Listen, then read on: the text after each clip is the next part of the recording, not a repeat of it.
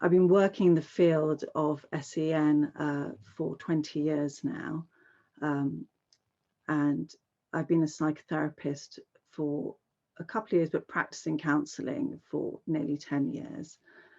And this course I'm running was originally part of the London Borough of Barnet's programme, Resilience Project, which was about building resilience in families, and not just in young children with disabilities or additional needs, but with parents and staff that work with them. And the course was run by Barnet MenCap for a couple of years, and the feedback found that parents, although found some strategies useful, found it very much as a top-down approach and were often left feeling still not good enough in what they were doing. And many of the families, parents and carers on this journey, experience mental and physical and emotional fatigue from battling to get the right support for their child, knowing what that is, and often feeling really de-skilled and less than others. This is also compounded by the taboo and stigma of having a child that may not be as their peers, their sisters, their brothers, their friends, and their children not achieving maybe the same milestones as other parents. So there's a lot of grief and disempowerment, along with isolation and loneliness by some of these families. So I was asked by a special education trust to relook at the programme, and I'm the lead facilitator, and alongside my colleague, Elham Saidi, she's been a leader in SEN. She's a teacher, a specialist leader in mental health in SEN for many years. We found that what was missing was a collaborative approach with these families, a respect for the wealth of experience that was coming with these parents, and the cultural framework, a respect for the difference each family was bringing.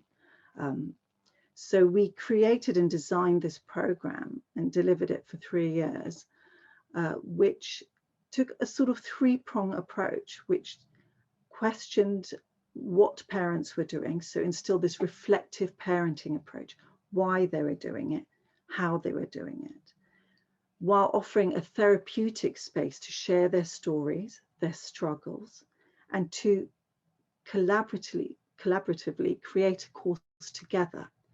So even though there is a firm frame of what we deal with, which is tools on managing emotions, and tweaking language rather than saying like, how do I manage my child's behaviors? How do you support your child's behavior? Understanding that behavior is communication, all behavior is communication. So introducing new ways of thinking and reflecting about their child while still entering their cultural context and respecting what that might mean to them and the difficulties they may face in their families. And what we found was parents didn't want, some wanted lots of answers, some wanted a place to express their fears of the future, the anxieties, and not really understanding their child or their needs, so understanding how to relate to them. We also realized parents were struggling with managing their other children or their relationships with their partners, and this had an impact, and maybe weren't working collaboratively with the schools and the communities and felt very isolated.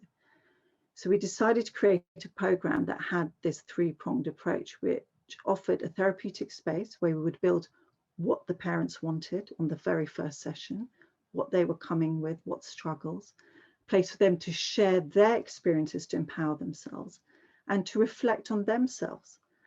So for example, in something like managing emotions or personal power, we would ask them to maybe in a very safe way, look back at their childhood, what they would do when they felt angry as a child and what their child may need.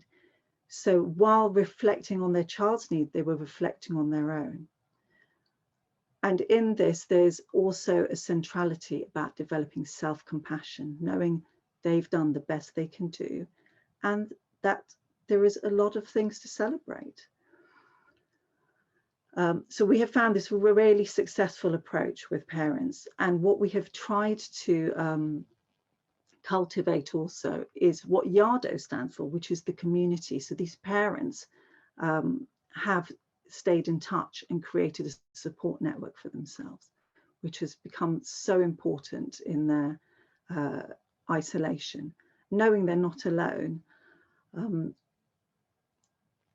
And how we deliver the course, let me think about saying a bit about that, is using some psychoeducational techniques from transactional analysis on communication, but a lot of what's up to date in special education needs, which is things like the CERTS models, social communication, emotional regulation techniques, techniques from attention autism.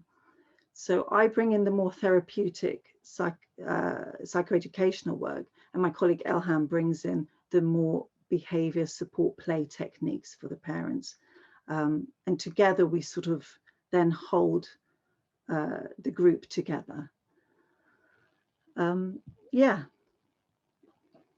So that's it. Is there any questions?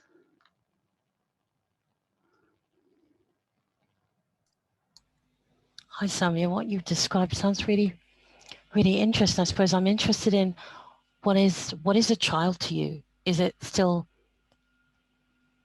someone that is your child, or is there an age requirement that the child has to be, you know, under 18 or something?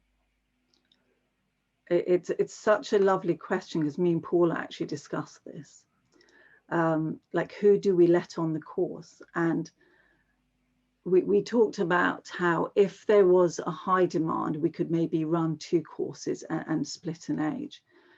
And interestingly, in the sort of legalities in Britain, a child with special education needs or disability goes up to the age of 25. And to me, a child is a child. You know, a child, I'm a parent, and my child will always be my child. And I guess it's those sort of nuanced questions, like, how do we navigate this course? How do we deliver this to that appropriate response we get from that cohort?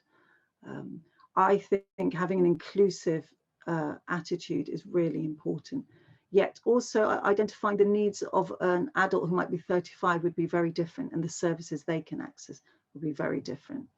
But maybe the parent comes with the same grief, the same difficulties with communicating with the adult. So case by case basis, I think, is really important to see the individual. Okay. I mean, I just think there's something about the stigma attached to special needs in certain communities from a cultural perspective.